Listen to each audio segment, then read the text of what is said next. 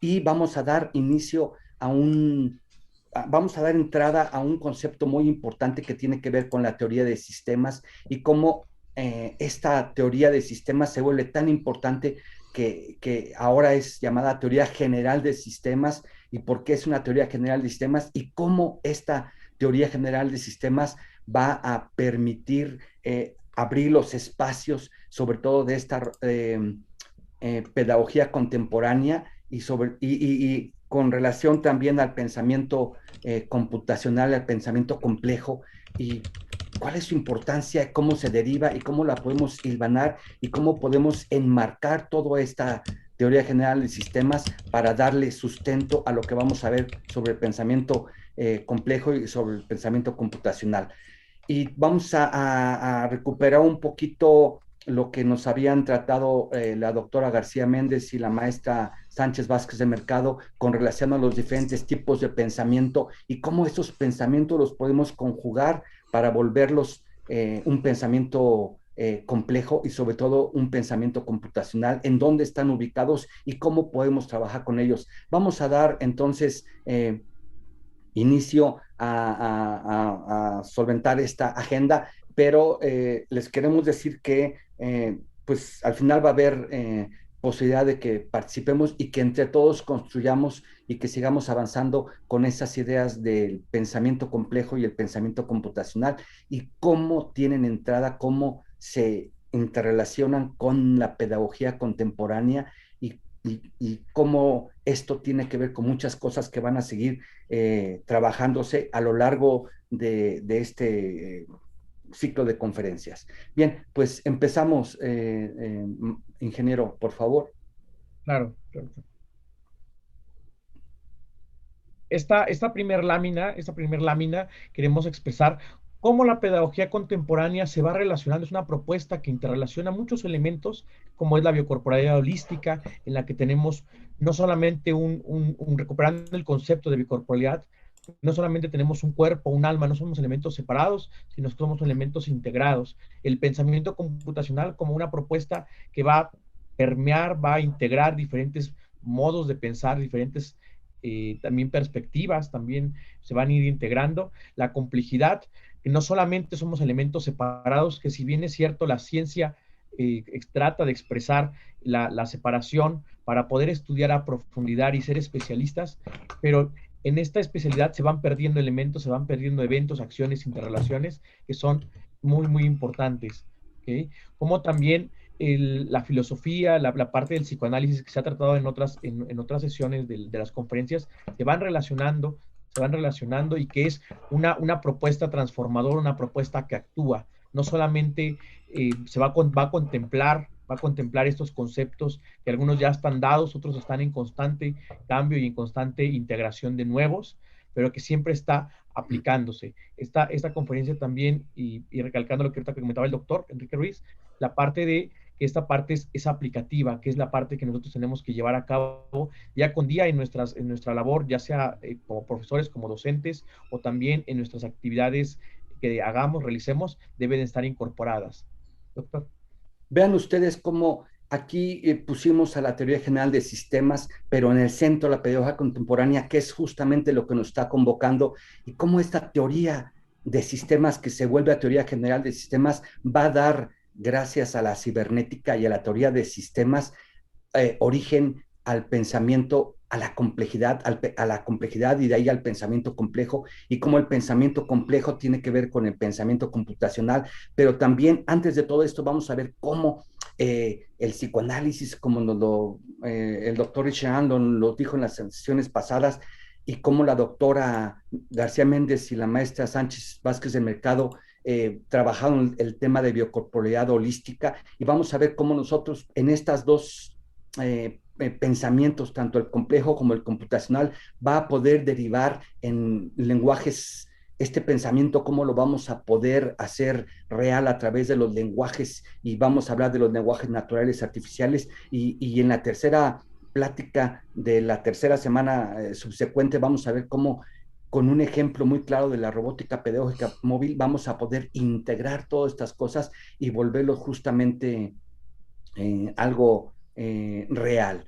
Entonces, en ese sentido, vemos cómo la palabra complejidad en nuestro lenguaje, en el lenguaje común y silvestre, en el lenguaje corriente, conlleva una carga siempre pesada desde el punto de vista semántico. Y complejidad, bueno, muchas veces lo tomamos como algo malo, como algo feo, pero la asociamos con el azar, con el desorden, con la anarquía, con el caos, con la confusión. Y pudiéramos entonces pensar que en un primer momento la complejidad es la condición de lo que está compuesto por diversos elementos que están interrelacionados. Fíjense ustedes cómo aquí la palabra interrelacionados es muy importante. El pensamiento complejo lo podemos, valga la redundancia, interrelacionar con todos los pensamientos que ya nos describieron la doctora García Méndez y la maestra Sánchez Vázquez de Mercado en la sesión pasada, comenzando por la biocorporalidad holística. En ese sentido, si mal no recuerdo, ellas nos dijeron que la biocorporalidad holística repliega, despliega e implica las necesidades como ley de vida, y en lo que toca al pensamiento, a la biocorporalidad, la organizamos como sistemas en interrelación e interdependencia. Aquí la palabra interrelación e interdependencia, repito, vuelve a cobrar un sentido muy importante. Luego entonces la biocorporalidad es un sistema vivo, es un sistema inteligente. También ellas hicieron alusión a las emociones, a los sentimientos, a la voluntad y al pensamiento. Y esto los podemos expresar o se expresan las emociones, dado que son biocorporalidad y configuran estilos sentimentales, el carácter, el temperamento y la personalidad. Aquí vamos a ver cómo estos estilos sentimentales de las que nos hablaron propulsan la volición, el deseo y la acción sobre todo. Y la acción a su vez está orientada por los estilos sentimentales. Las emociones, los sentimientos, la voluntad, el pensamiento son sistemas relacionados interdependientes que van hacia la evolución, al deseo, la determinación, la acción, y esta acción orienta los estilos sentimentales y así sucesivamente. De aquí, vean ustedes, son sistemas relacionados interdependientes, y de aquí la importancia de los sistemas. Cuando hablamos de sistemas, tenemos que hacer invariablemente alusión a la teoría general de sistemas de Bertalanffy y Eickhoff en los fundamentos, desarrollo y aplicaciones. Ustedes tienen que recordar que antes la ciencia clásica buscaba siempre aislar los elementos del universo que se observaba, pensando que si los volvíamos a juntar conceptual o experimentalmente, se tendría como resultado la totalidad.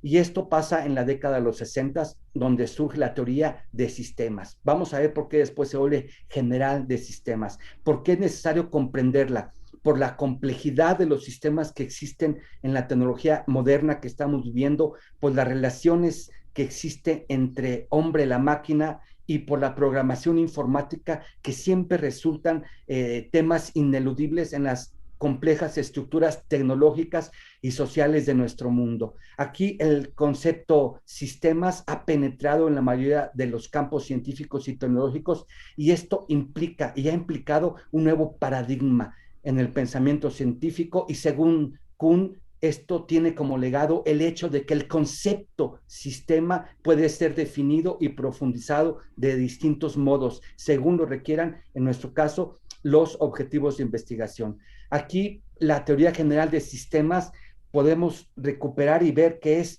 justamente una innovación en ingeniería en el campo especialmente matemático. Y este va a ofrecer numerosas técnicas ligadas siempre a las ciencias de la computación. Y aquí, como matemático, en las matemáticas hay un concepto que se llama isomorfismo. Aquí en matemáticas el isomorfismo es un homomorfismo que admite inverso. Y evidentemente que eso no lo entendemos, ¿verdad? Pero aquí la idea central del isomorfismo es que en matemáticas esto es un grupo que tiene la misma estructura. Entonces, matemáticamente decimos que dos estructuras matemáticas en las cuales existe una relación de isomorfismo se llaman isomorfas. Y bueno, en la teoría de grupos isomorfos, son aquellos que tienen las mismas propiedades, fíjense ustedes, las mismas propiedades y la misma estructura, diferenciándose únicamente por los símbolos que se utilizan para denotar al conjunto subyacente, a sus elementos y a la propia operación. Aquí el nombre de teoría general de sistemas es usado ampliamente, y lo que tenemos que hacer evidentemente es desarrollar esta teoría en función del problema, de la problemática, con el objetivo de crear un nuevo paradigma. Ahora hemos comprendido que no únicamente se requieren los elementos, conocer los conceptos o los elementos, sino entender las relaciones que se dan entre ellos, y esto requiere de la exploración de numerosos sistemas de nuestro universo observado con sus especificidades, pero aquí aparecen aspectos, correspondencias, isomorfismos generales comunes a los sistemas. Y tal es el dominio de la ciencia de sistemas, que ahora se llama teoría general de sistemas, de hecho, en donde habla de paralelismos e isomorfismos y correspondencias, que muchas veces aparecen en los sistemas de manera inesperada, como sistemas del todo distintos. Por ejemplo, si pensamos en un sistema biológico, o en los sistemas biológicos tan diversos como el sistema nervioso central y la trama de la regulación bioquímica en una célula, estos pueden resultar estrictamente análogos, lo cual es más significativo cuando se aprecia que esta analogía entre diferentes sistemas en diferentes niveles de organización biológica no es sino un miembro más de una vasta clase de analogías. Esto quiere decir que se trata de derivar la teoría a partir de los problemas, mostrar las necesidades desde el punto de vista de los sistemas y desarrollarlo, de modo que la teoría general de sistemas es la exploración científica de todos y de totalidades, que antes eran consideradas nociones metafísicas fuera del cobijo de la ciencia. Y aquí nos cabería la pregunta: ¿por qué es importante la teoría general de sistemas? El nombre general de esta teoría general de sistemas se justifica cuando se da ejemplo del paralelismo entre los principios cognitivos generales entre diferentes campos. Aquí el nombre de teoría general de sistemas está dado en un sentido muy amplio, pero hace falta restringirse al sentido técnico desde el punto de vista, yo diría, matemático. Esto conlleva a crear teorías hasta el momento no disponibles. Esto quiere decir que tenemos muchísimo trabajo por hacer con respecto a esto. Aquí yo destacaría fundamentalmente tres aspectos importantes en la teoría general de sistemas. Para terminar, yo diría el primero, la teoría general de sistemas como ciencia de los sistemas, en donde vemos que implica la exploración y la explicación científica de los sistemas de las ciencias. Y en este caso podemos pensar en la física, en las ciencias sociales, en la biología, etcétera. Para aprender se requiere no solo de los elementos, sino también de la relación que existe entre estos. Por ejemplo, la interacción enzimática de una célula en una célula, o la estructura dinámica de los sistemas sociales a los cuales nosotros pertenecemos. Esto conlleva el juego de muchos procesos, evidentemente mentales, conscientes e inconscientes, y aquí aparecen aspectos correspondientes e isomorfismos generales comunes a los sistemas. Como segundo elemento, yo diría la teoría general de sistemas como tecnología de los sistemas. Aquí la evolución tecnológica ha sido tan compleja y tan vertiginosa, pero no menos importante, que ha traspasado las fronteras del hardware y del software y volviéndose el firmware. Aquí los sistemas, los ecosistemas, las organizaciones formales como la burocracia, las propias instituciones educativas, yo diría también el ejército, la industria médica, por ejemplo, necesitan de un control físico. Y aquí es donde los sistemas que incluyen muchos problemas de interrelaciones y de un gran número de variables, todo esto implica nuevos conceptos, nuevas nociones. Todo esto tendría que ver con la extrapolación o con la extensión de la teoría matemática muy afinada, que permita la simulación y que de hecho la permite en computadora ahora en tiempo real, en donde se pueden tratar variables de manera cuantitativa en ausencia aún de soluciones analíticas. Y como tercer punto, yo diría la filosofía eh, como filosofía, tecnología, la teoría general de sistemas como filosofía de los sistemas. Aquí tendríamos que pensar en la reorientación del pensamiento y la visión del mundo que resulta de la introducción del término sistema como un nuevo paradigma científico, en contraste con lo que teníamos anteriormente del paradigma analítico, mecanicista, unidireccionalmente causal de la ciencia clásica. Aquí hay que tomar en cuenta los sistemas reales contra los sistemas conceptuales, la percepción o la observación directa de los datos sensoriales, de las simples percepciones, pero que están construidos con de numerosos factores mentales, culturales y lingüísticos. Entonces, estos serían los tres elementos que nosotros tendríamos que considerar con relación a la importancia del tema de la teoría general de sistemas y por qué da cabida a conceptos como el pensamiento complejo, como el pensamiento computacional y como la biocorporalidad y como el psicoanálisis, como todo lo que viene en este momento, ¿no?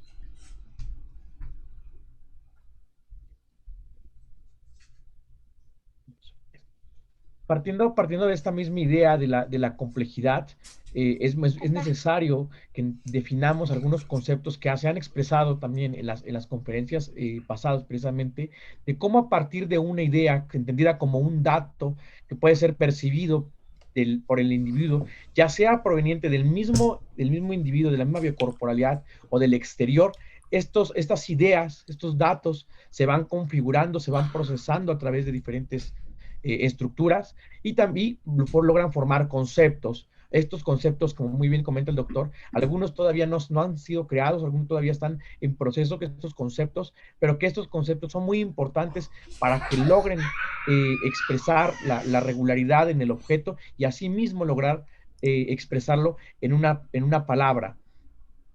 Estas palabras, cómo se van a ir configurando para crear información que tal vez en algún momento ya está dada o en otro momento se está creando y pues lograr una interrelación de ideas hasta lograr esta palabra que es muy importante, que es de pensamiento complejo y pensamiento computacional, pues ambas la rigen en la parte del pensamiento, como este principio que va a relacionar las ideas.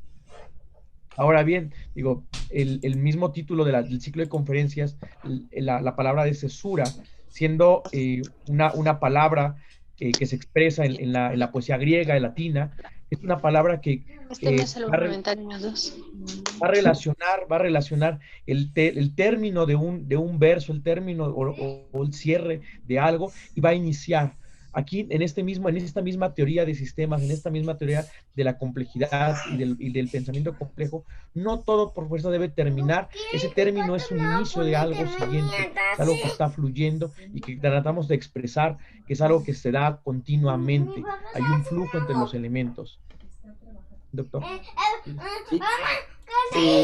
Yo quisiera decir que, pues gracias a la teoría de la información, a la cibernética, la teoría de sistemas a fines de los años 60, surge la palabra complejidad y se descarga de su connotación negativa para hacer converger justamente lo que entendemos como orden, desorden y la organización, dentro de la organización, lo uno y lo diverso.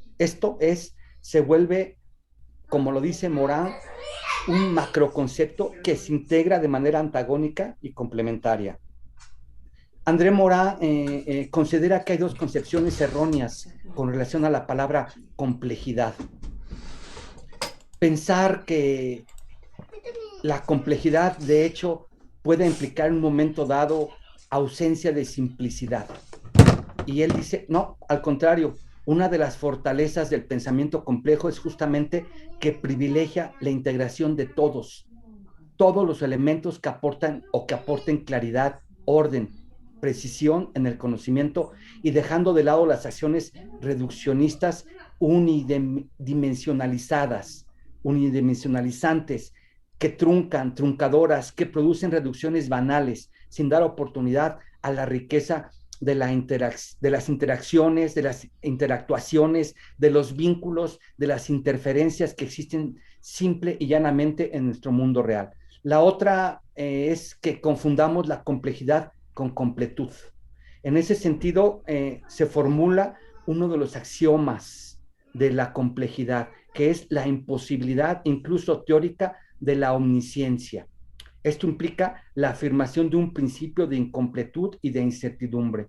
Entonces, aquí el pensamiento complejo privilegia el reconocimiento de los vínculos entre las cosas, distingue pero no incomunica, no aísla, no separa, produce una tensión permanente entre un saber no disgregado, segmentarizado, no reduccionista y la constatación de lo inacabado e incompleto en todo conocimiento.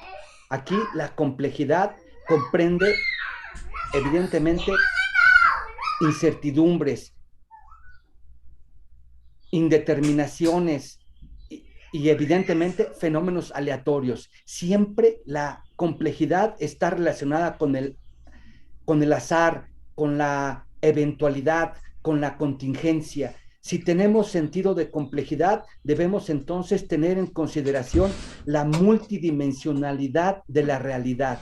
Una visión no compleja de las ciencias sociales nos llevaría a pensar en que existe una realidad económica, una psicológica y una realidad social siempre disociadas entre ellas. Morá sostiene la necesidad de macroconceptos y aquí ya hemos tenido ejemplos muy claros de macroconceptos y la necesidad de unir estos conceptos, y la doctora García Méndez y la maestra Sánchez Vázquez del Mercado nos han mostrado a lo largo de sus contribuciones que esta posibilidad de construir esos macroconceptos es muy importante porque no podemos separar, tenemos que interrelacionar. Y para Morá hay tres principios muy importantes que pueden ayudarnos a pensar la complejidad. Y uno es evidentemente el principio dialógico, que asocia conceptos complementarios y antagonistas a la vez. Aquí mantiene la dualidad en el seno de la unidad. Ejemplos, pues evidentemente que todos conocemos ya, el orden, el desorden, pero son antípodas. Uno suprime al otro, pero en ciertos casos, evidentemente que colaboran y producen organización y en este caso complejidad.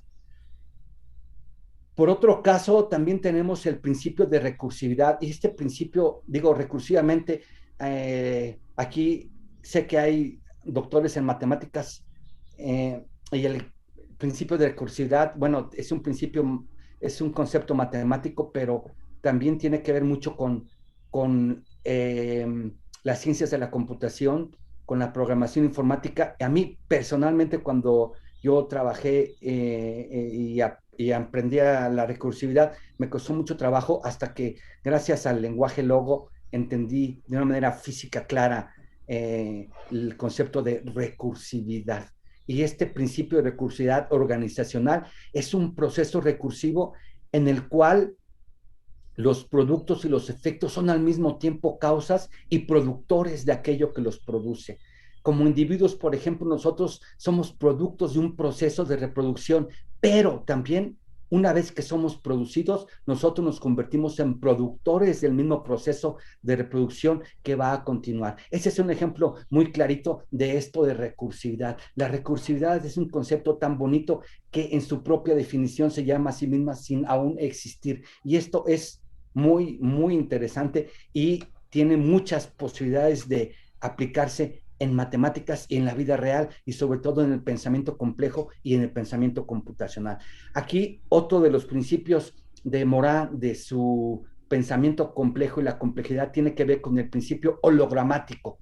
En un holograma físico, el punto mínimo o el mínimo punto de la imagen del holograma contiene la casi totalidad de la información del objeto representado. No solamente la parte está en el todo, sino que el todo está en la parte. Aquí la idea de holograma trasciende al reduccionismo, que no ve más que las partes, y al holismo muchas veces, que no ve más que el todo. Aquí lo hologramático es un principio muy importante que tenemos que considerar siempre cuando trabajemos o cuando pensemos en el concepto de complejidad. Estos tres principios son para que los pensemos nosotros y como grupo, ahorita como grupos que estamos presentes en esta plática, es para que hagamos, como dice Morán, un ejercicio de unir la causa y el efecto volverá sobre la causa por retroacción y el producto será también productor. Entonces, aquí yo dejo, pero yo les pediría que pensáramos en esto a lo que nos convoca Morán en su pensamiento de complejidad. Pensemos en la causa y el efecto para que el efecto vuelva sobre la causa por retroacción y el producto también se vuelva productor.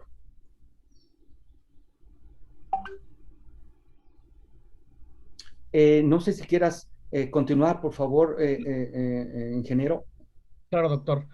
Uno de los conceptos más complejos y que se han expresado y que la doctora Julieta ha acuñado a lo largo de muchos años de trayectoria académica que tiene es el concepto de la biocorporalidad como un concepto unificador, como un concepto que busque expresar todo lo que somos, todo lo que tenemos y que no solamente somos un elemento solamente biológico, sino que tenemos muchos elementos interrelacionados. Somos un ser social, cultural, que expresa, que mueve, que siente, ¿okay? Y no solamente somos esta imagen partida en diferentes cachos, como a veces para estudiarse se expresa, que si bien es cierto el conocimiento, como lo sabe el doctor, el conocimiento de Morán también en su libro expresa que a veces el conocimiento busca la organización a través de diferentes operaciones lógicas, ¿okay? Que a veces muy matemáticas, pero a veces la misma operación lógica va perdiendo elementos al momento en que se va separando y además de tratar a veces al juntarlos, no logra regresar al elemento original. ¿Okay? Esta biocorporalidad holística que expresa, que siente, que muestra, que tiene emociones, ¿okay?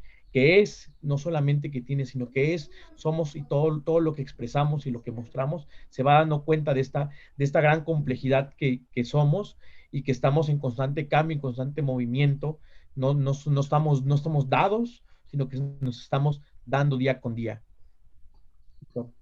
Adelante, adelante. Listo.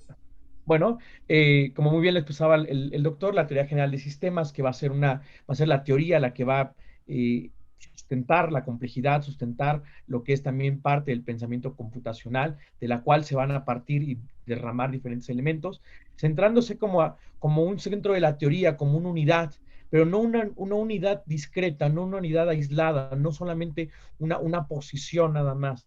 Aquí esta posición que va desplegar, replicar, implicar en todos los elementos a su alrededor. La misma teoría de sistemas echa mano de lo que son la herramienta heurística, de lo que son los sistemas conceptuales, muy, muy diferente a veces a lo que nos acostumbramos, que son mapas conceptuales. Será también es una propuesta transdisciplinar en la cual se van a ir expresando y ramificando todos los elementos a su alrededor, pero que están interrelacionados. No hay una partición de los elementos, no somos ni estudiamos ni expresamos partes, sino nos expresamos en uno mismo.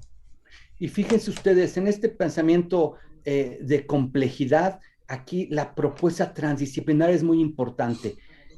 La teoría de Morán es muy importante y en este caso, a través de la pedagogía contemporánea, ustedes y los que han hecho trabajo en pedagogía contemporánea se han dado cuenta de cómo a través de las propias experiencias pedagógicas se está dando cuerpo a toda esta teoría que está detrás subyaciendo y que está soportando todo lo que se está diciendo en este caso. Aquí la complejidad es tan importante, pero la propuesta transdisciplinar y todo lo que se ha hecho es evidentemente un ejemplo claro de todo ello. Y en esta propuesta transdisciplinar, nosotros vamos a dar ejemplos, ya lo dio la doctora con la biocorporalidad holística, y nosotros vamos a dar un ejemplo en la tercera plática dentro de 2 sábados de cómo la robótica pedagógica permite justamente mostrar la transdisciplinaridad de lo que implica y sobre todo la complejidad de todo este tipo de pensamientos. Ahorita vamos a ver y vamos a recuperar un poquito los pensamientos que se tienen que de alguna manera convocar, tienen que convergir para decantarse al final en un pensamiento complejo, en un pensamiento computacional y poder hacer cosas como las que se han estado haciendo en las propuestas de la pedagogía contemporánea y sobre todo, como lo veremos en la parte de la robótica pedagógica móvil. Adelante, ingeniero. Okay. Pasamos aquí, doctor. Estos pensamientos que son muy importantes, digo, algunos se expresan precisamente y los tratamos de inculcar a los estudiantes cuando a veces les decimos que requerimos o que queremos un pensamiento crítico, un pensamiento reflexivo, entendiendo al pensamiento crítico como este juicio fundado que va a ser el sujeto en una cuestión propia, una cuestión de experiencia, a partir de su experiencia va a poder fundamentar y crear estas hipótesis, suposiciones y crear esta reflexión para decisiones que deben de irse tomando, para decisiones que deben ir expresándose, y pero que también esta reflexión también lo hace ser algo cambiante, algo que es susceptible a modificarse. ¿Okay? Recordemos que en la pedagogía contemporánea uno de los elementos fundamentales es que la evaluación es una corrección de trayectoria, no está siempre dado, está en constante posibilidad de cambio, posibilita. ¿Okay? Al estudiante en estos dos pensamientos, el pensamiento crítico y el pensamiento reflexivo, pues buscamos que él pueda crear a través de su experiencia, pueda incorporar y posteriormente expresar, ¿ok? Expresar y irlos modificando como según se vayan dando las situaciones. No siempre va a ser la misma situación la que se va a presentar, pero es necesario tenerlos incorporados y estén en nuestra biocorporalidad clara y compleja para que se puedan expresar adecuadamente. Siempre nosotros decimos que lo que queremos con los estudiantes y sobre todo desde el punto de vista pedagógico, lo que pretendemos al final es que estos estudiantes logren este pensamiento crítico y reflexivo. Papá no puede atenderte.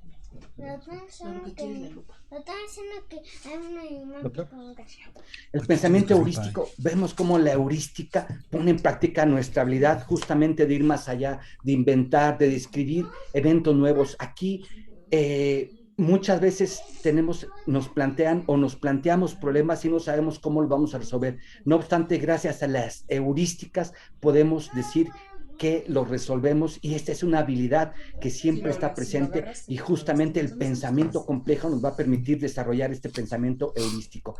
El pensamiento abstracto decimos que lo hemos alcanzado cuando ya podemos pensar y actuar de manera simbólica, de proporcionar independientemente de los conceptos o de las disciplinas, marcos mentales de manera muy discreta, cambiar de una situación, extrapolar a otra, dividir todo en partes para analizar los diferentes aspectos de la realidad. Esto es bien bonito porque el pensamiento abstracto tiene que ver mucho con el pensamiento matemático y nosotros no muchas veces ni siquiera sabemos que tenemos esta capacidad de pensamiento, pero bueno, aquí autores los han descrito muy bien como abstracto, heurístico, reflexivo, crítico y lo que viene. Claro. El pensamiento recursivo. Siendo este pensamiento una forma de pensar en la cual es el mismo pensamiento expresa esta enunciación a pesar de que no lo digamos, pero se está dando, ¿ok? Se está haciendo referencia a sí mismo. El pensamiento recursivo es algo que se invoca a sí mismo y también se relaciona con el pensamiento paralelo, que permite la exploración de una situación, de un problema, desde diferentes aristas, en el cual a partir de diferentes perspectivas, a partir de mirar con diferentes lentes una misma situación, se pueden ir dando y evaluando diferentes situaciones en su complejidad, claramente, porque estas miradas son parte de la complejidad y que pues se propone que los estudiantes también tengan esta habilidad que a veces ya está dada, ya está incorporada, pero a veces no se logra tal vez expresar adecuadamente. Si pensábamos nosotros más en mundo en el mundo que tenemos a nuestro alrededor, el pensamiento recursivo, y yo les plantearía a ustedes la pregunta si no pudiéramos pensar que nuestro propio, el universo y la recursividad del universo mismo, sobre todo desde el punto de vista biológico, la recursividad es maravillosa y la posibilidad de llamarse a sí mismo en su propia definición sin que aún exista, es algo muy bonito y es un pensamiento muy acabado, pero esto se usa mucho en el pensamiento complejo y la recursividad evidentemente que tiene que ver mucho con el pensamiento computacional y con la forma de pensar, pero esto es, si ustedes lo ven, muy claro cuando estamos haciendo cosas para resolver problemas y esta posibilidad de ser recursivos es infinita. El pensamiento paralelo, pues vean, desde diferentes aristas, ver el objetivo que queremos y evaluarlo en su totalidad y ahí plantearnos como, como, como, como algo muy diferente. Vean ustedes, si ustedes me preguntaran si nosotros tenemos pensamiento paralelo, yo creo que pensemos en las computadoras, cuando tienen dos procesadores, pues sí tienen al mismo tiempo procesamiento en paralelo, pero nosotros yo diría nuestro pensamiento es concurrente, nuestro pensamiento es casi en paralelo, no podemos pensar, pero pensamos de manera tan rápida que nuestro pensamiento es un pensamiento, de nuestro cerebro es maravilloso y pensamos de manera concurrente. Si tuviéramos dos cerebros, a lo mejor sí pudiéramos pensar en paralelo, pero yo digo, es tan rápido nuestra forma de pensar, estamos pensando en este momento, yo estoy pensando y todos estamos pensando en cosas, en esto, pero también estamos asociando nuevas ideas, nuevas formas. El pensamiento es tan veloz, tan rápido, pero yo diría es de manera concurrente.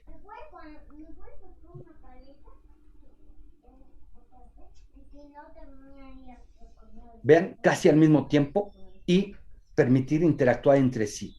El pensamiento, los pensamientos que dijimos anteriormente tienen que ver mucho con pensamiento matemático y vamos a poder, si conocemos estas técnicas, vamos a poder decir que el pensamiento matemático hace un llamado a la capacidad de análisis, de síntesis, comparación, de generalización, sobre todo matemática, de la abstracción, y esto forma parte del pensamiento matemático. Vean ustedes, en el pensamiento matemático ya confluyen muchos pensamientos y así este pensamiento matemático también va a ser parte del pensamiento complejo y también del pensamiento computacional. Claro, y muy importante que el pensamiento matemático pues busca la incorporación de estas habilidades en la expresión y no solamente de problemas que de resolver una ecuación o resolver una expresión matemática o hacerle algún procedimiento, sino que realmente haya un desarrollo cognitivo de lo que está sucediendo. Eso también es súper importante para los que somos docentes, para el alumno es súper importante que no solamente haya una técnica al expresar un elemento numérico ahí, un símbolo, sino que haya todo un pensamiento, todo el pensamiento que existe alrededor, toda la experiencia cognitiva que se da alrededor del análisis, la comparación de síntesis, abstracción y la generalización de problemas ya en una situación a veces real o teórica, pero que se logre dar esta conjunción. Y por otro lado tenemos el pensamiento tecnológico. Aquí decimos que es cuando tenemos la capacidad de pensar y solucionar problemas haciendo alusión o recurriendo a procedimientos justamente privativos de la tecnología. Y aquí el pensamiento, bien, vengan ustedes, vamos a ver cómo el pensamiento informático se refiere exclusivamente a la programación informática y es cuando tenemos la posibilidad justamente de decidir el conjunto de pasos necesarios para la consecución de un objetivo. Y aquí la habilidad de planear, de análisis, de síntesis, solución de problemas, se refleja precisamente en el pensamiento informático. Pero bueno, este pensamiento informático lo podemos extrapolar a situaciones de nuestra vida cotidiana de todos los días. Y vamos a ver cómo nosotros cuando hablamos de pensamiento informático, muchas veces muchos de ustedes se preguntarán si serían capaces de programar o de ser o de tener este pensamiento informático o complejo. Y yo diría, el pensamiento informático lo tenemos todos. Piensen nada más en la manera, todos los días, cuando se levantan, desde el principio despiertan y pues se bañan y hacen muchas actividades, pero muchas veces siempre estamos planeando y este conjunto de planes o conjunto de pasos, esta secuenciación que estamos pensando, ya es justamente planear el conjunto de pasos que van a describir nuestra cotidiana, nuestro día, y esto es necesario para conseguir los objetivos de ir a la escuela, de ir a trabajar, de regresar, ir al súper, hacer lo que tengamos que hacer.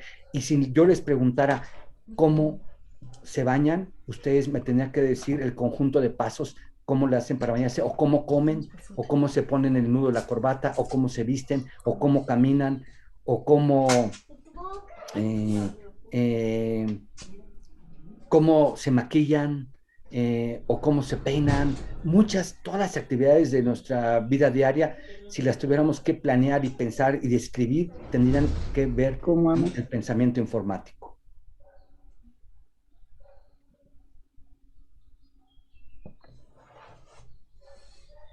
Claro, y sin perder de vista la parte del pensamiento humanista, que también es una parte muy importante que se expresa y que se da y que está en constante expresión en la biocorporalidad misma, en la que propone interactuar, que somos valores, somos filosofía, somos cultura, somos arte, estamos en esta expresión de todos estos elementos y cómo todos estos pensamientos que ahorita hemos hecho, evocado, hemos mostrado, concurrentes, iterativos, recursivos, van a conformar y van a hacer una conformación y van a conjuntarse hacia el pensamiento computacional, ¿ok? Siendo que unos los llama, otros los decanta, los complementa, los itera, los correlaciona, ¿ok?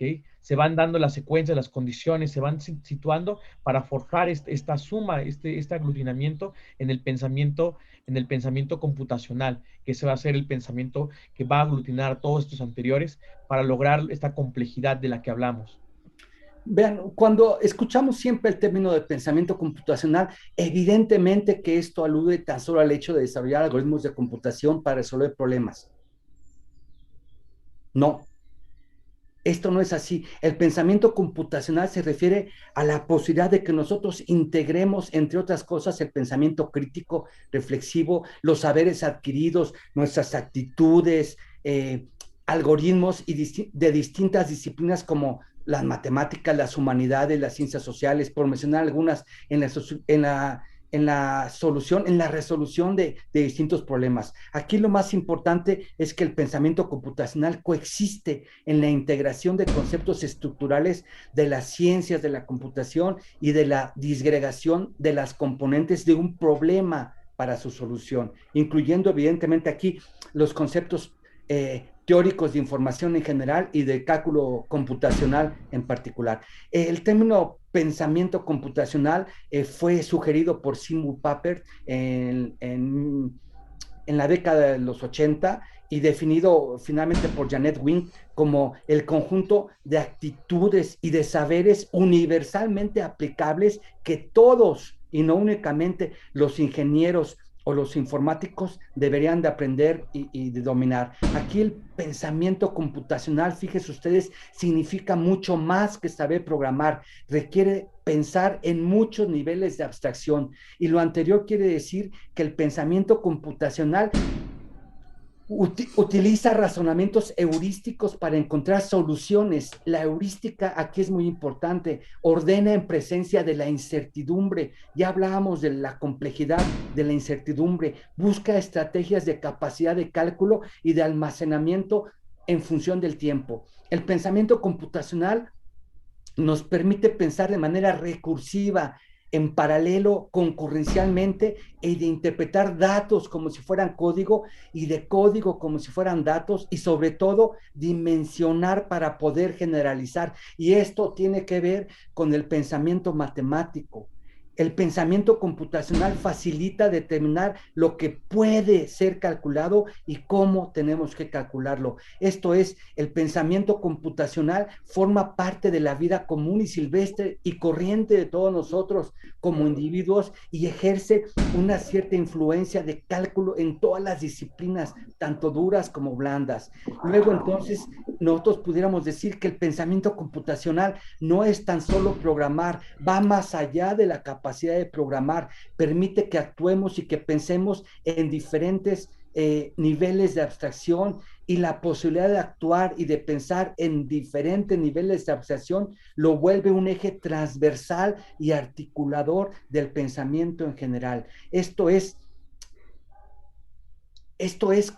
complementario de todos los tipos de pensamiento, entre otros el matemático, el tecnológico y el humanista. Así, de esta manera, lo que pretendemos nosotros es divulgar y socializar lo más posible el pensamiento computacional como marco teórico del pensamiento general y concertar en un momento dado su ubicuidad. Si estamos de acuerdo con esto, nosotros podemos decir que el pensamiento computacional implica ir mucho más allá de aprender y de dominar un código informático. El pensamiento computacional permite, a partir de casos muy concretos y de la definición de patrones, que generalicemos y que introduzcamos nuevas formas de tratamiento y de combinación de información para que la podamos representar de diversas maneras, y ya sea como código, como mapa conceptual, como mapa mental, etcétera. Esto implica trabajar de manera sistémica y sistemática en la identificación de patrones, en la identificación también, ¿por qué no?, de soluciones, y también en la posibilidad de cometer errores en la definición y en el tratamiento de los problemas de toda índole. Por lo anterior, nosotros pensamos que el pensamiento computacional es congénito e inseparable de algo que llamamos tecnopedagogía en la enseñanza-aprendizaje de la programación informática. Aquí el pensamiento computacional es un pensamiento recursivo, es pensar en términos de prevención, de protección, de recuperación de datos, en el peor de los casos. Aquí el pensamiento computacional utiliza el razonamiento heurístico para descubrir soluciones, es planear, es aprender la programación en presencia de lo estocástico. Es búsqueda y más búsqueda. Es el uso masivo e inteligente de datos. Y aquí tiene que ver con la inteligencia artificial. Es una forma en cómo los humanos resolvemos nuestros problemas. El pensamiento computacional es una imprescindible, diríamos nosotros, habilidad digital que tiene y que debe ser aprendida y dominada por cualquier persona, puesto que favorece el aprendizaje de la programación informática, y el aprendizaje de la formación informática es una habilidad de este siglo, no del futuro, sino de este momento, de esta vida que estamos viviendo. La programación informática es, pues, una herramienta fundamental para el tratamiento y solución de todo tipo de problemas, y tiene que ver con el pensamiento computacional y con el pensamiento complejo y con la biocorporalidad holística y con el psicoanálisis y con la teoría general de sistemas y con todo, porque lo estamos relacionando, correlacionando, y de ahí la importancia de pensar en términos sistémicos y también, diría yo, sistemáticos.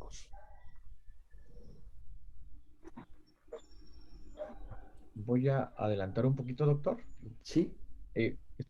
Aquí, precisamente, todo lo que comenta el doctor y todo lo que se ha hablado a lo largo de la conferencia es cómo el pensamiento computacional va a tener, aglutinar, va a enlazar, va a ser el elemento que consideramos que es muy importante, muy rector para relacionar lo que son conceptos, prácticas y perspectivas, que si bien es cierto, en algunos momentos pueden parecer que se tienen que ver mucho con la informática, tiene que ver mucho con el elemento de la computadora, con el elemento material que ubicamos, pero tiene que ver con formas de pensar, y que la forma de pensar no es totalmente hay una cosa tangible, un artefacto, ¿ok? Los conceptos como secuencias, ciclos, paralelismos, condiciones que se van dando y que expresamos día con día, como muy bien comentaba el doctor, al momento en que nosotros nos levantamos, hacemos ciertas acciones, vamos al súper, hacemos alguna actividad, se están expresando estos conceptos, estas habilidades, estas prácticas, ¿ok? Esas prácticas de cómo se organizan, la interacción, las pruebas, la depuración, la abstracción, todo se va dando y se va aglutinando. La expresión, la conexión, el entendimiento mismo, pues son las formas en las que el pensamiento computacional está ahí, está presente. Tal vez nosotros todavía no vislumbramos lo que pueda venir hacia más adelante, pero es claro que el pensamiento computacional es un elemento muy importante en el cual todas las personas o ya lo expresamos o todavía estamos en proceso o tenemos a veces que darle el nombre adecuado, decir qué es esto con el rigor adecuadamente, que el pensamiento computacional es muy amplio realmente, a veces no cerrarnos solamente a ciertos términos o a ciertos conceptos que en vez de sumar simplemente aíslan. ¿Okay? El pensamiento computacional pues nos invita a hacer esta reflexión, a hacer esta interacción, a hacer esta recursividad sobre todo lo que entendemos o lo que vemos y lo que expresamos. Ven ustedes cómo todo tiene que ver con todo lo que hemos visto y al final de cuentas la forma de pensamiento es un pensamiento sistémico y sistemático para poder dar cuenta de nuestro mundo, de nuestra realidad. Y aquí yo diría, el pensamiento computacional surge del pensamiento complejo, pero el pensamiento complejo surgió gracias a la cibernética, gracias a la teoría de sistemas y gracias a la teoría general de sistemas y gracias a los pensamientos que hemos tenido y que han tenido otros teóricos y otros estudiosos de todo esto que estamos viendo. Y lo más interesante de todo es que nosotros lo vamos a ver con ejemplos muy claritos de cómo se hace en la pedagogía contemporánea y un ejemplito muy clásico y muy sencillo y que lo vamos a ver, como repito, en 2 semanas, sería cómo bajamos todo este tipo de pensamientos a través de la robótica pedagógica móvil que va a incluir todo este tipo de cosas de una manera bastante natural, bastante sistémica, sistemática, lúdica, amigable, pero sobre todo transformable de nuestra vida. Y como corolario, pudiéramos decir nosotros que el pensamiento computacional es una conceptualización que implica una manera de pensar en distintos niveles de abstracción y no simplemente una forma de programar en algún lenguaje informático. Diríamos nosotros, estamos seguros y convencidos de que es una habilidad de base universal para ahora, para toda la gente y que tiene y debería ser aprendida por cualquier persona y que es posible que lo haga desde edades muy tempranas. Y esto, pues repito, les vamos a dar un ejemplito muy claro de todo lo que tiene, lo que vamos a trabajar y lo que tiene que ver con ello.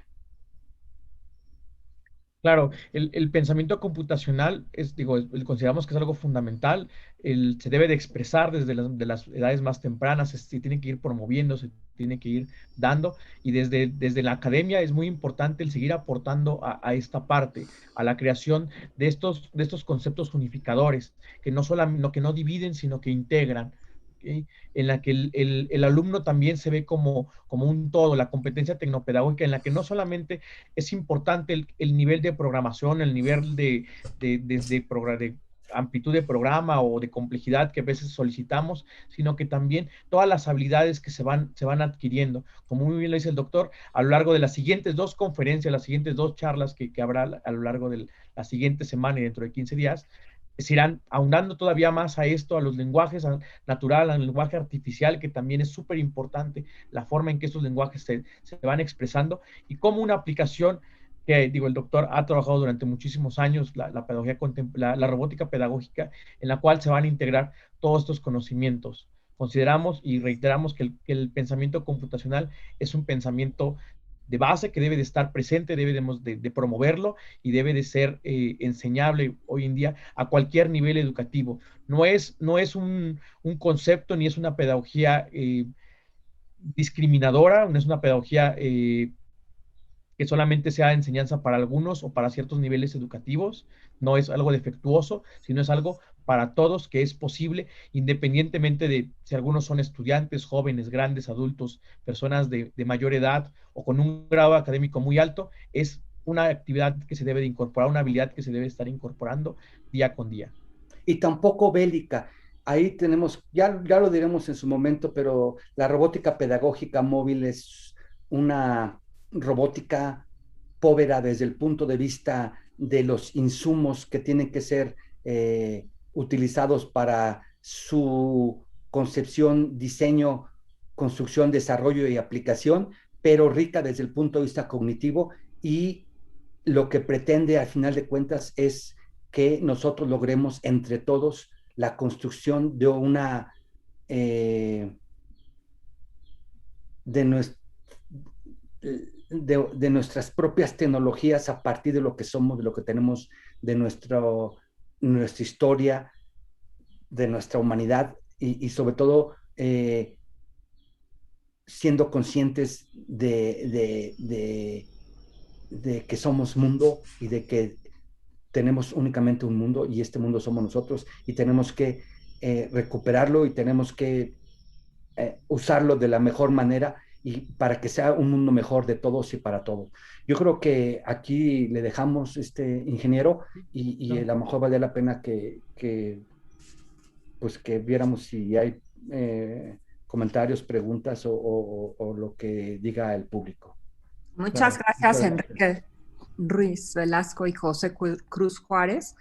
Muy interesante conferencia y lo que ustedes nos exponen pues nos permite interrelacionar, como dijiste, Enrique, al principio, el pensamiento complejo y el pensamiento computacional, que para mí, después de escuchar esta conferencia, es el pensamiento ejecutivo, es un pensamiento operativo, ¿no? Que aprende de la programación informática para configurar y resolver problemas. Entonces es un pensamiento vinculante entre lo teórico y nos permite ejecutar entre el pensar y el hacer tecnológico, pero no solamente pensando en la tecnología como artilugios, como el hardware, como el aparato, ¿no?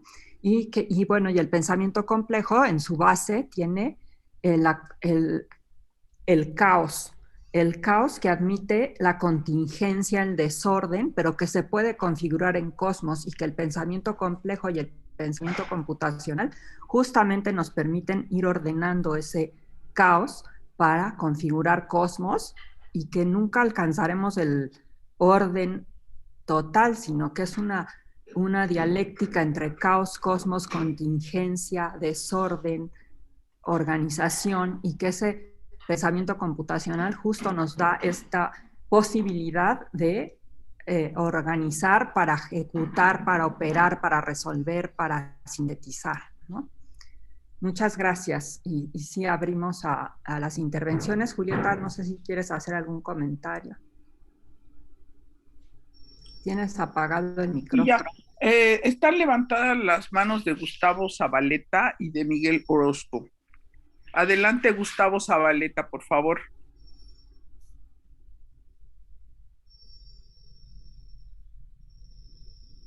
Verdadera felicitación a los ponentes y a mí me ha movido pues la mente, los conceptos, en el sentido de saber si el pensamiento computacional pudiera, pudiera ser aplicado en un problema, en una solución de un problema de negociaciones.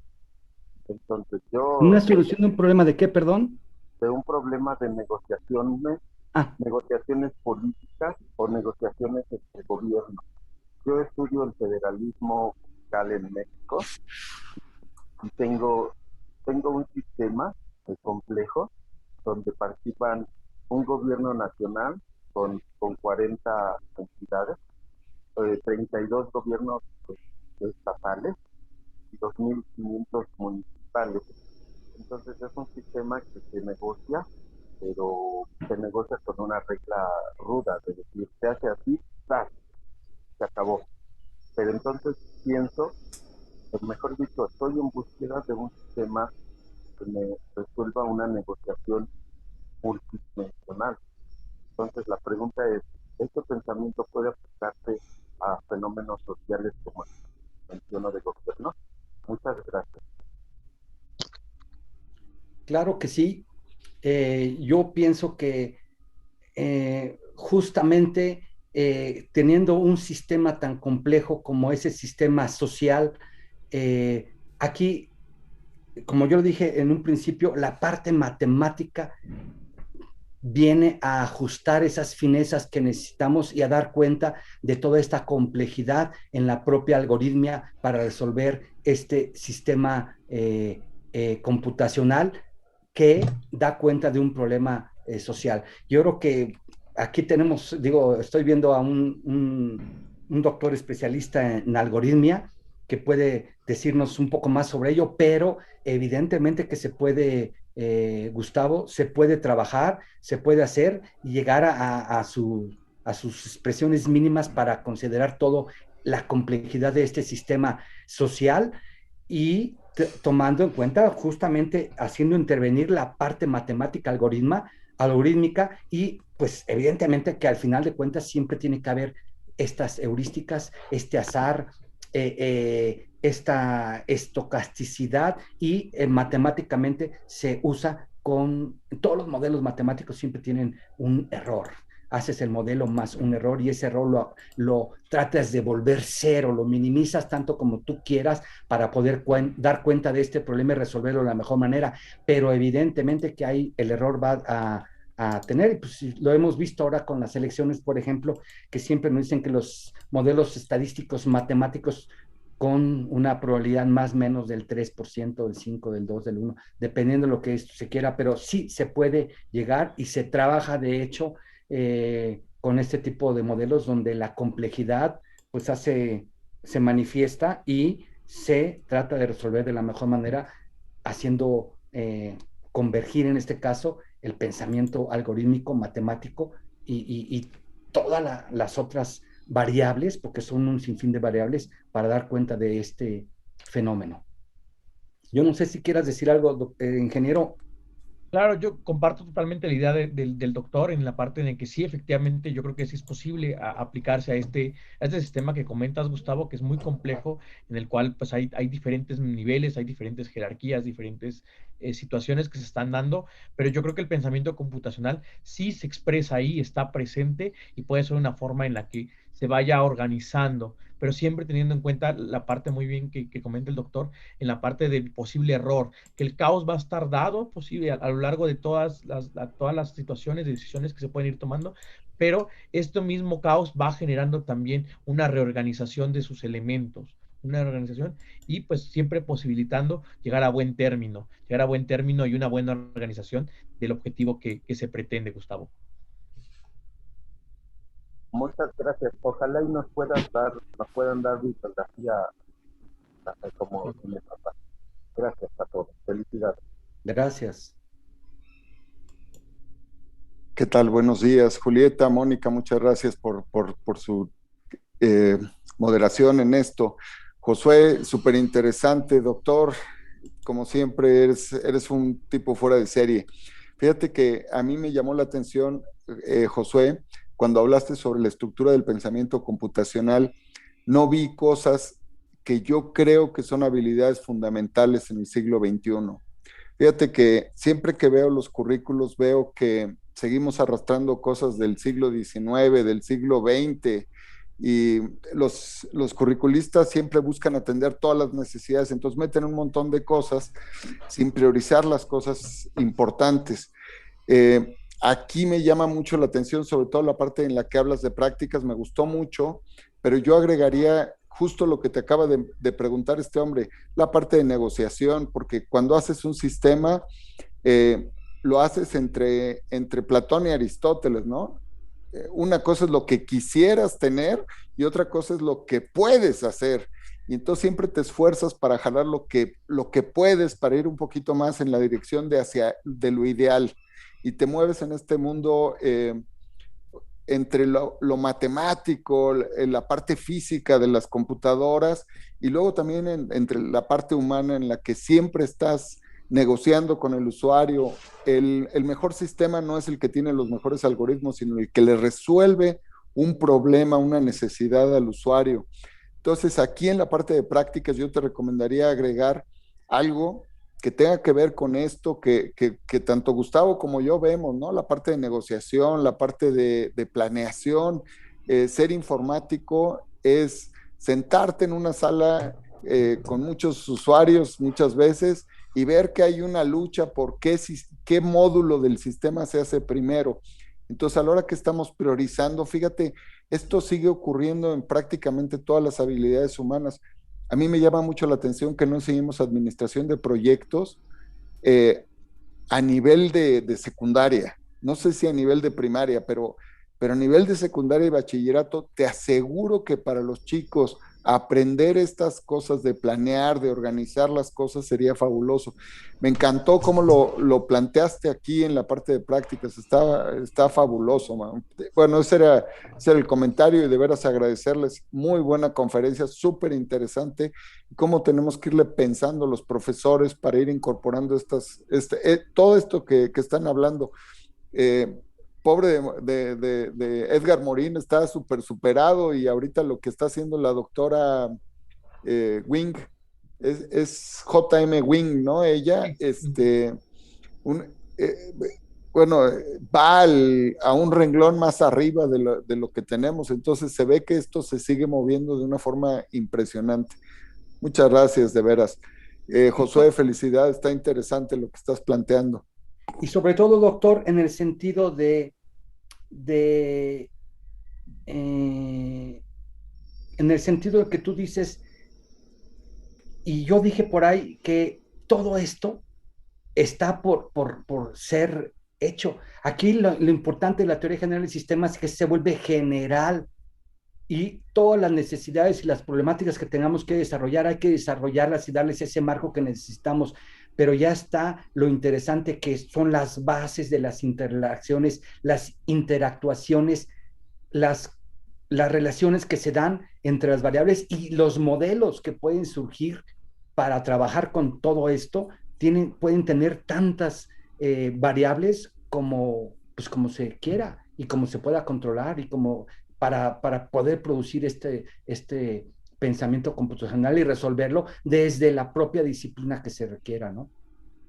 Claro, y yo aquí complementaría, doctor, digo, el gran trabajo que han hecho la doctora Julieta y la maestra Mónica en la creación de este repertorio que, digo, ellas han expresado y que tienen de experiencias pedagógicas en las cuales se incorporan muchas habilidades, muchas situaciones al alumno, a la academia de enseñanza, pero no supeditadas a decir que debe de ser solamente para ciertas áreas del conocimiento, cerradas, ciertas áreas, o que debemos de cambiar la currícula, ¿no? Que a veces es lo que es complicado, a veces por la cuestión institucional, a veces de cada una de las escuelas, pues la parte del tema, el concepto que debemos. Es posible, digo, aquí siempre se ha expresado que es posible incorporarse, aunque no le cambiemos un elemento, un renglón, se pueden quedar, pero esta parte que tú comentas, como el pensamiento computacional es súper importante y cómo se liga a la parte de la negociación, en la parte de qué va primero y qué va después en la jerarquía de un proyecto, ¿okay? Y creo que a veces se logra, se hace, pero a veces también no se tiene el rigor académico para tener el claro de que eso es lo que se está haciendo y eso es lo que se está expresando, Miguel. Pero creo que, digo, muy buena también notación, muchas gracias. Muchas gracias. José Manuel, buenos días. Sí, buenos días. José Manuel, por favor. Sí, no, felicitarlo, ¿no? A ambos, a Josué, al doctor Enrique, estimado amigo de hace muchos años. Me llamó mucho la atención cuando hablaban ustedes de la transdisciplina, ¿no? Acá en la Universidad Autónoma de Sinaloa se está viendo los programas de currículo, la cuestión de la transdisciplinaridad, o la cuestión de hacer los proyectos en cada asignatura, ¿no? Sin embargo, mi mirada es un poquito, me gustó esta parte de las multidimensiones, de la cuestión de las disciplinas y cómo se interrelaciona cada uno de ellos, ¿no? Pero en específico, estaba hablando del pensamiento computacional. Si hacemos una mirada recursiva, ¿no? En este sentido, el pensamiento complejo sería parte o viceversa, ¿no? El pensamiento computacional sería parte del pensamiento complejo, o el pensamiento complejo sería parte del pensamiento computacional, ¿sí? Y en esta mirada de lo macro a lo micro, porque cuando miramos parte de lo micro, miramos elementos, y miramos más hacia lo micro y vemos más elementos. Y en esa mirada que también, si hacemos un alejamiento, si vemos esto como un sistema microatómico o solar en el universo, miramos que está compuesto de muchos elementos, ¿no? Y en esa mirada conjugamos de que tenemos, que sería en sí, en el pensamiento complejo o el pensamiento computacional, en sí sería un orden y un desorden que coinciden al mismo tiempo, ¿no? Nosotros, sin embargo, acá de la bachillerato, el doctor Álvaro Lemos, el servidor y sin número de compañeros en la universidad, se está trabajando esta cuestión de la transdisciplinaridad. No sé si las demás instituciones lo están haciendo, como parte de que un proyecto debe ser construido de la multidisciplina y no solo de la simplicidad de una asignatura, ¿no? Yo le agradezco por esta conferencia. Mi pregunta sería esa que esta parte recursiva, ¿no? del pensamiento complejo con el pensamiento computacional.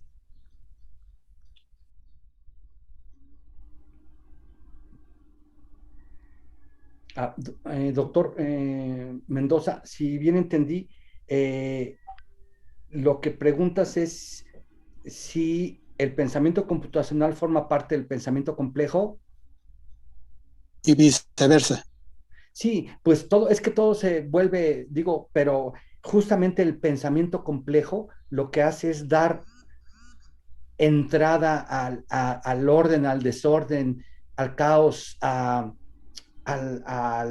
lo estocástico, a las probabilidades, al azar, y ahí se vuelve un problema pues real, humano, y de ahí, de este pensamiento computacional, de este pensamiento complejo, surge este pensamiento computacional que está atendiendo a todas las características que está incluyendo el pensamiento complejo. Y entonces, en ese sentido, de repente se vuelve esta parte de la recursividad, se llama a sí mismo, se imbrica y se extiende, se constriñe y se lanza. Digo, pues es pensar en el todo, en sus partes y en lo que sigue, ¿no? Yo siento que lo que tenemos que aprender, independientemente, como decía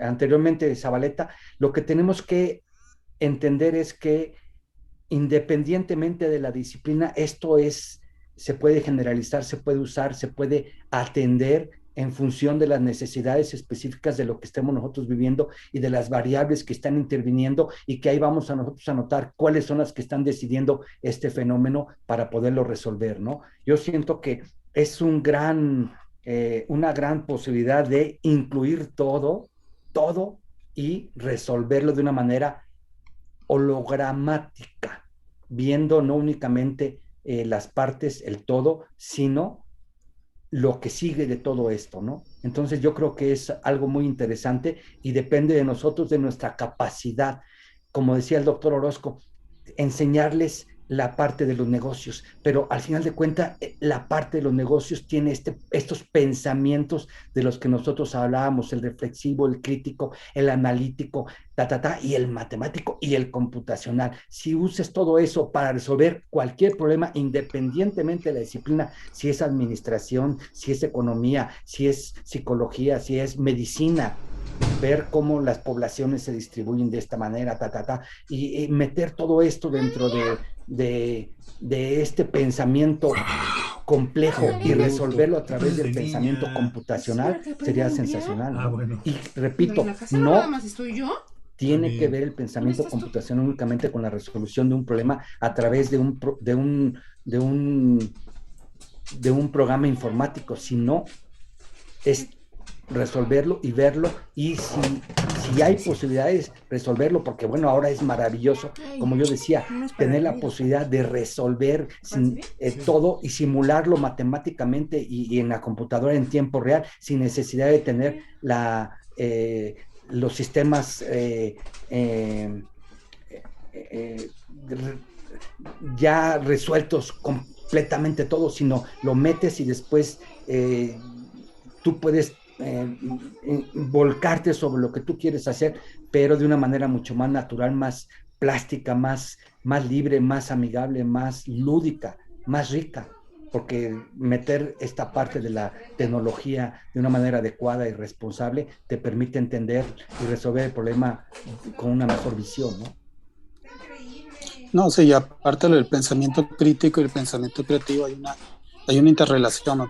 Es una interrelación de pensamientos, no es exclusivo nada más de un solo pensamiento, ¿no? Pero a final de cuentas se complementan unos con otros, ¿no? A ver, sí me voy a permitir intervenir, pero la vez pasada planteamos la maestra Mónica y yo el problema de cómo podemos pensar la innovación y lo nuevo. Y yo creo que aquí hay un problema de cómo estamos concibiendo lo nuevo y la innovación. Nada más hago esa acotación y le vamos a dar la palabra a Carmen Leonor Rojas Zamora, por favor.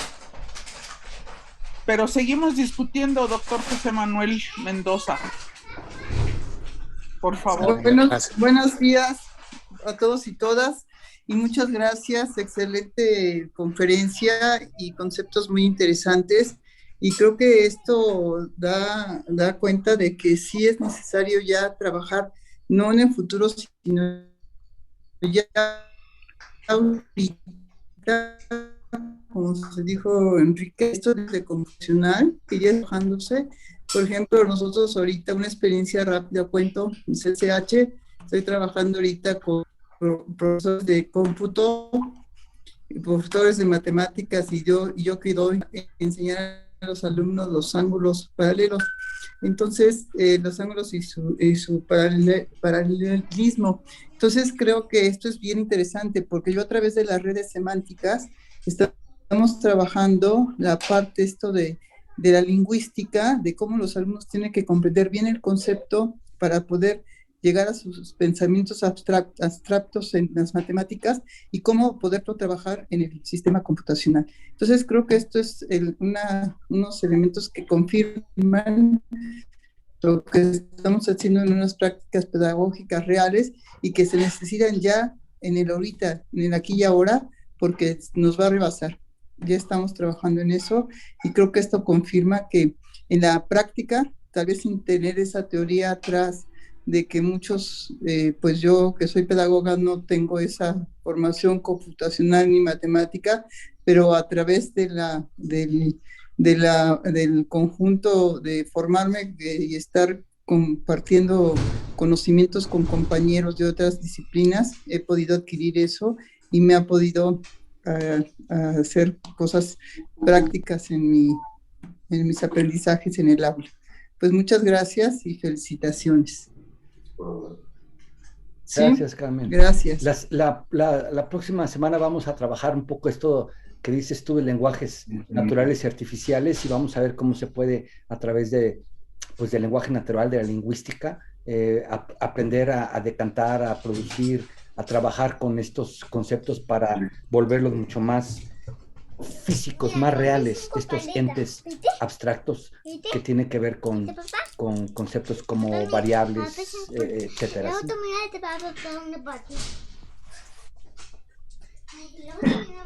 Sí, pero cuando pruebes tu sope. Ven, vamos por tu sope. Ven, René, tu sope. Hay una pregunta sobre las humanidades. En general, la pedagogía contemporánea no acepta tanto la idea de las humanidades porque yo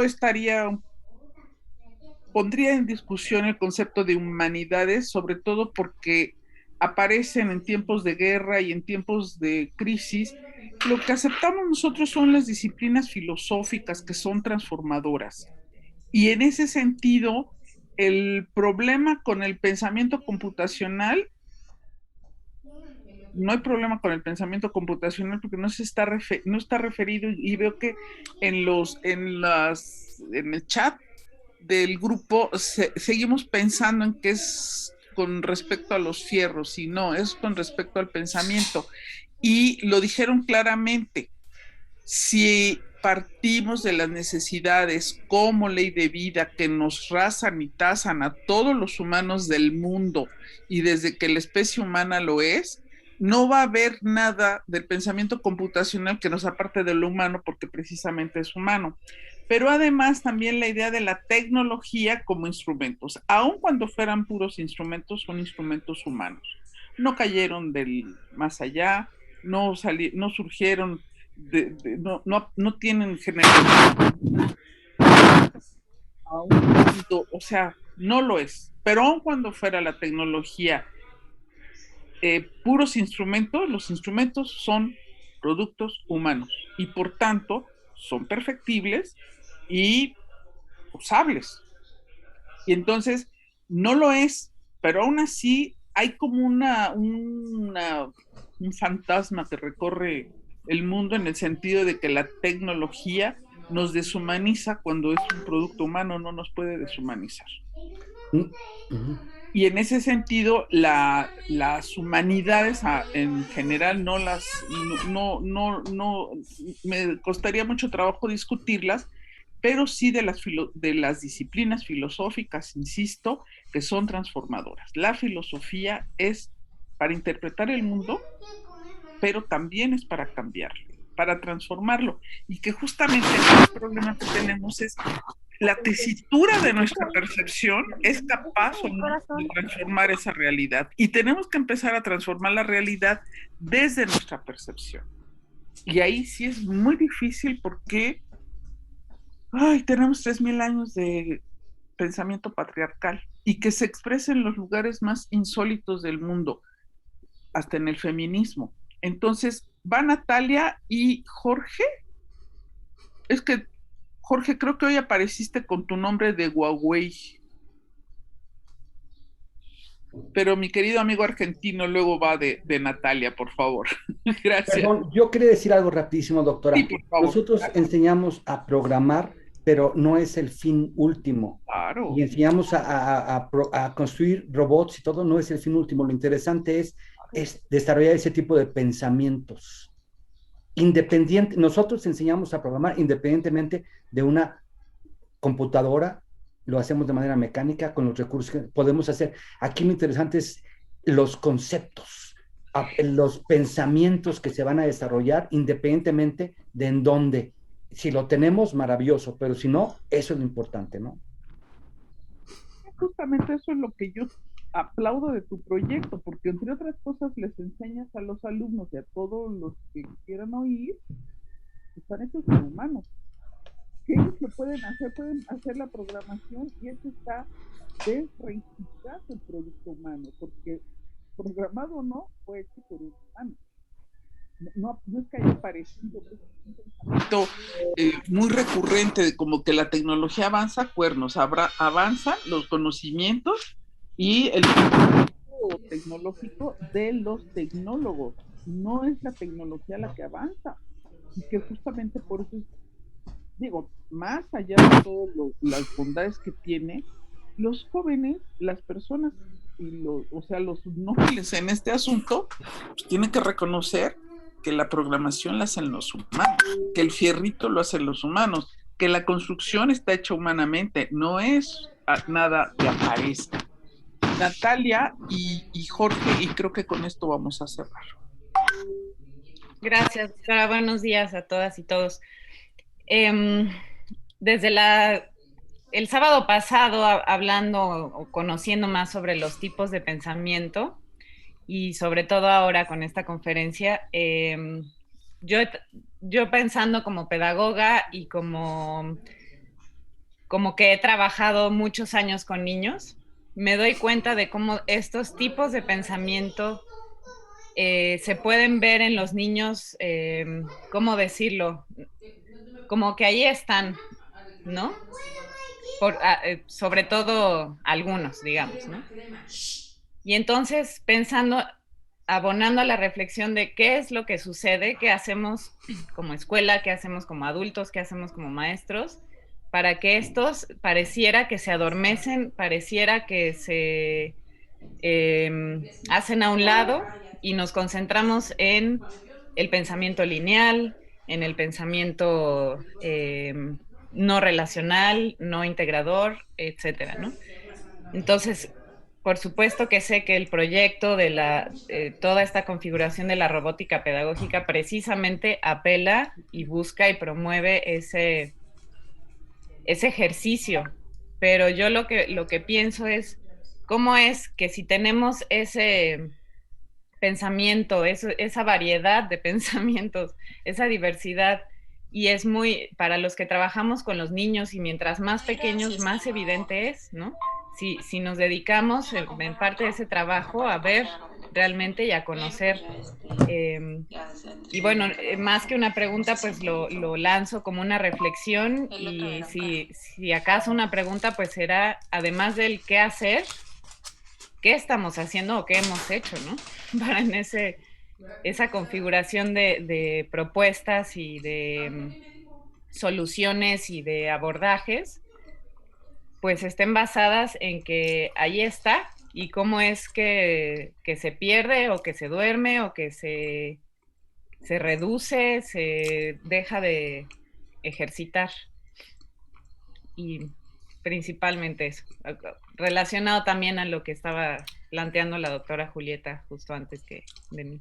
Claro, yo creo que esto que dices, Natalia, es bien interesante y se ve, y de hecho ya está presente ese tipo de pensamientos. Que no lo podamos o que no lo sepamos leer u observar es otra cosa. Por ejemplo, en matemáticas se estudia muchísimo yo estudié creo que hasta el 7º semestre la parte de topología, y se estudia geometría, topología y cosas por el estilo, y la topología es algo que los niños lo tienen desde muy pequeñitos, el concepto de vecindad, de cercanía, y cuando están pequeños ellos tocan, miden, meten sus deditos por donde quiera, y entonces nosotros lo aprendemos hasta que somos ya adultos. Y no obstante, la parte topológica la tenemos desde que somos bebés y desde que nacemos y estamos ahí. Entonces, este tipo de cosas que tú dices ya está. Lo único es, pues, darle nombre, entenderlo y darnos cuenta de que eso lo podemos potenciar tanto como nosotros queramos a partir de experiencias pedagógicas como las que estamos realizando en la pedagogía contemporánea y en este caso en la robótica, con la robótica pedagógica móvil, ¿no? Y yo creo que complementando la formación docente, la actualización docente para la incorporación de estas experiencias pedagógicas en cualquier nivel educativo, en cualquier área del conocimiento, es súper importante. ¿Okay? Hoy en día el docente no puede estar sentado, pasmado, solamente mirando, sino hay que estar propulsando, cambiando, y pues tratando de incorporar estas habilidades que, si bien es cierto, ya están en los pequeños, en los niños, ya están ahí presentes, se expresan, pero pues hay que seguirlas trabajando y practicando. Toda situación, lo que no se trabaja, pues literalmente pues se atrofia. Entonces yo creo que ahí por eso se van quedando y no se van expresando, y son mucho más difíciles de expresar cuando somos grandes, porque hay muchas personas, creo que a los grandes nos da miedo, nos da situaciones, no queremos tocar, se va a romper o algo, y pues se van complejizando todavía más que cuando somos pequeños, que tal vez no damos cuenta, pero está ahí presente. Muchas gracias. Le damos la palabra a nuestro compañero Pedro Ignacio para ir cerrando ya. Son las 11:35. Sabemos que nos gusta mucho toda esta discusión rica académica. Sin embargo, bueno, le damos la palabra y luego ya cerramos esta sesión. Muchas gracias. Nada más que Axel también pide la palabra, se la vamos a dar después de Jorge, por favor. Adelante, compañero. Hola. Es que están teniendo problemas de conectividad. Es que el compañero está aquí nomás en la Argentina Austral. Puede ser Axel entonces primero y luego... Sí, mientras le damos oportunidad. Axel, adelante, por favor, bienvenido. Muchas gracias. Muchas gracias, buenos días a todas y todos. Es que la pregunta que hiciste es fundamental para la reflexión general en la perspectiva en la que nos encontramos en este momento. Paradigmas. Es decir, ¿cómo ocurre la innovación y el cambio? De acuerdo con los estudios comparados que hemos realizado, esto hoy en día tiene por lo menos 3 componentes fundamentales sin los cuales no podemos avanzar en este proceso de innovación y de transformación de las, digamos, instituciones de producción del conocimiento. Uno es que si seguimos manteniendo la misma estructura organizacional, burocrática, administrativa, de gestión del conocimiento, de evaluación, digamos, de acreditación de saberes por agencias externas, rankings o elementos y variables que no se corresponden con los procesos académicos de innovación, de crítica, de explicar. Entonces, ahí hay un componente fundamental que tenemos que poner el énfasis en que hay que transformar estos procesos burocrático-administrativos de control del trabajo académico. Segundo, que hoy ya no estamos hablando tampoco de humanismo, de cómputo, de disciplinas, de pedagogía, todo separado. Hoy ya hay una transformación hacia la transdisciplinariedad, que son componentes estructurales fundamentales en la articulación de las áreas del conocimiento. Entonces ya no podemos seguir hablando de que yo desde la pedagogía veo quién sé qué, yo desde la sociología veo quién. No. Estamos viendo desde la complejidad, desde la ecología de saberes, desde la interculturalidad, desde la transdisciplinariedad, desde la incidencia social del conocimiento que producimos en la realidad, en las comunidades, en el aula, en las instituciones, en la sociedad en su conjunto, donde efectivamente ocurren los procesos de cambio y transformación.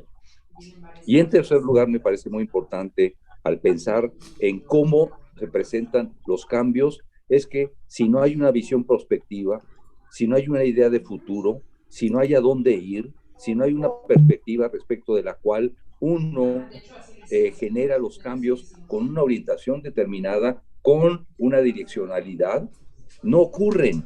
Simplemente volvemos al dominio del corto plazo, a la perspectiva inmediatista, al pragmatismo, solucionamos las cosas como se nos vienen, hacemos un examen y aprobamos o reprobamos, y vamos siguiendo reglas y normas. Y eso tampoco nos ayuda para definir un cambio sobre el cual hoy en día nos están reclamando que los investigadores, los académicos, tomemos las cartas en el asunto en la lógica de pensar otra institución, una idea de futuro que implique efectivamente pensar que tiene que haber transformación, pero con estrategias de corto, mediano y largo plazo. Muchas gracias por permitirme intervenir en esta cuestión que me parece súper importante y que ha planteado y que me parece el centro de la asunto. Gracias. Muchas gracias, doctor Axel Didrikson. Al contrario, un gusto saludarlo. Gracias, doctor Didrikson. Y a mí me gustaría también clarificar justamente que efectivamente la pedagogía contemporánea de la que aquí hablamos es una pedagogía con principios, con fundamentos, con legitimadores, y una de las características de su naturaleza es que es teleológica. Justamente se debe plantear fines con una racionalidad, y la razón la entendemos como fines medios pensado por un sistema de valores. Y es justamente que la transdisciplina y la innovación se arraiga en la investigación, en lo histórico, en lo porvenir, porque si no quedaría una propuesta pragmática, justamente. Oye, ya había regresado Jorge, pero ya se volvió a ir. Ahí está, sí. Pedro. Pedro. Ahí sí. Está. Sí, adelante, Pedro, por favor.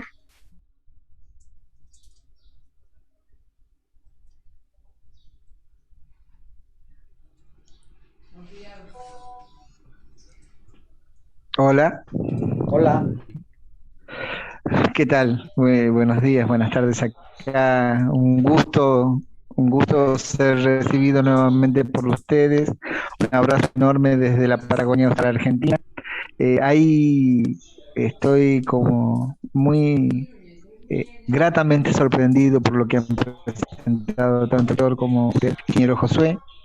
Pero hay algunas cuestiones que por lo menos a mí me suscitan como un movimiento interno. Porque en realidad tiene que ver con los prejuicios con los cuales uno desarrolla la profesión. Yo soy pedagogo de profesión. Y cuando hablamos de pensamiento computacional, justamente digamos, por las características de cómo internalizado o hemos internalizado en nuestra región la opción computacional, es siempre como una opción tecnológica en el sentido de muy aferrado a lo tecnocrático. Y por eso a mí cuando esta manera de pensar, que es una manera, o por lo menos lo que pude comprender, que tiene que ver con algunas cuestiones algorítmicas, muy pensadas, muy meditadas, hay algo que no, por lo menos yo no he podido percibir. Y tiene que ver con que esta manera de pensar parecería que no da lugar o no permite que sea habitada por lo que nos afecta. Yo entiendo que esta cuestión del pensamiento computacional, tal cual lo plantean, también debería, en algún punto tiene que tener contacto o entrar en diálogo con las cuestiones afectivas, con el mundo eminentemente afectivo de los humanos. Yo creo que cuando algo nos afecta, puede habilitar o no la posibilidad o el despliegue del conocimiento y el despliegue del aprendizaje. Y esto, por eso a mí, digamos, como ha sido presentada la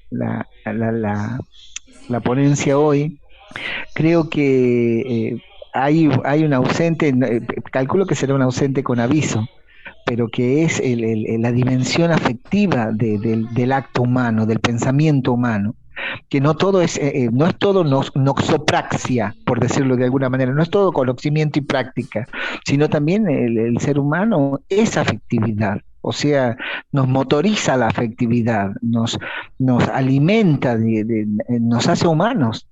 Entonces esto creo que, por lo menos desde mi perspectiva, tendría que por lo menos para mí, yo necesitaría un poco más de afectividad en esta propuesta que ustedes están haciendo, que es interesantísima, pero donde justamente desde mi perspectiva es una dimensión que o está abordada muy tangencialmente o puede ser un ausente con aviso. Pero gracias por permitirme el uso de la palabra. Un abrazo grande a toda la gente en México. Pedro, muy bien, muchas gracias por tu pregunta. Justamente esa es la primera parte. En la tercera parte vamos a ver evidentemente así de manera de manera práctica y vivencial lo que implica una experiencia didáctica de robótica pedagógica en donde está justamente volcada toda esta parte afectiva, toda esta parte emocional, toda esta parte de creatividad, todo lo que tú estás diciendo. Bueno, pero ¿cómo lo hacen? ¿Cómo se llega? Y justamente es el avance de todo este pensamiento complejo, que sí es muy bonito la teoría, pero ¿cómo se bajan? Con las experiencias pedagógicas y sobre todo con la parte que nosotros vamos a ver cómo lo hemos aterrizado con la robótica pedagógica móvil, en donde el niño o el adulto o el usuario se va a volcar y va a volcar justamente y va a tener cabida para esta parte emocional, para esta parte de principios, de valores, todo esto que nos representa como seres humanos, ¿no? La emotividad, el placer, el gusto, la parte lúdica también que tenemos, independientemente de la edad que tengamos, siempre guardamos en nosotros una parte de niños, y cómo esto se viene a condensar y se viene a decantar en una situación didáctica en donde se da rienda suelta y se deja esto para que funcione. Y justamente nosotros estamos en contra de comprar cositas, armarlas y pegarlas y hasta ahí no sabes qué pasó, sino al contrario, cómo te das a la tarea de ir a buscar lo que necesitas, qué sientes, qué tienes a tu alcance para poder hacer lo que puedes hacer. Y eso no tiene precio y justamente vamos a dar cuenta de ello cuando les mostremos cómo se hace esto. Esto es así como el marco referencial de dónde sale, de dónde se nutre, pero cómo damos un paso adelante con todo esto, ¿no? Sí, Enrique, también me gustaría decir que todo lo que tú trabajas de robótica pedagógica está sumamente vinculado con lo emocional y lo sentimental. Lo emocional, ya lo dijimos, es biocorporal, se expresa en el cuerpo y a través de la palabra lo podemos hacer sentimientos. Y hacer un robot, construir un robot, poder programarlo, construirlo, hacer que opere, pues repliega, despliega e implica emociones, sentimientos, la voluntad, el sentido del logro, ¿no? Y es verdaderamente una experiencia. En didáctica decimos que para que una actividad sea experienciable, tiene que ser vivida por el alumno, tiene que tener sentido del logro, tiene que ser productiva, tiene que ser diversificada. Y todo esto lo logra la robótica pedagógica y logramos también recuperar todos los sentimientos que despierta, emociones y sentimientos expresados, el poder armar un robot, sobre todo para disciplinas que no son científicas ni tecnológicas, como para que sí son científicas, pero que no están necesariamente vinculadas directamente con la robótica o con la programación. Áreas de la filosofía, la ciencia, el arte y la tecnología, y cómo biólogos, abogados, arquitectos, personas de letras, de diseño gráfico, chefs, biólogos también expresan la gran satisfacción que les da el lograr programar y construir un robot, ¿no? Como el principio y para detonar este pensamiento científico y tecnológico que además también hay que decir que promueve la soberanía científica y tecnológica de los países, el pensamiento tecnológico y científico, y que es importantísimo. Gracias, Mónica. Una cultura nacional propia.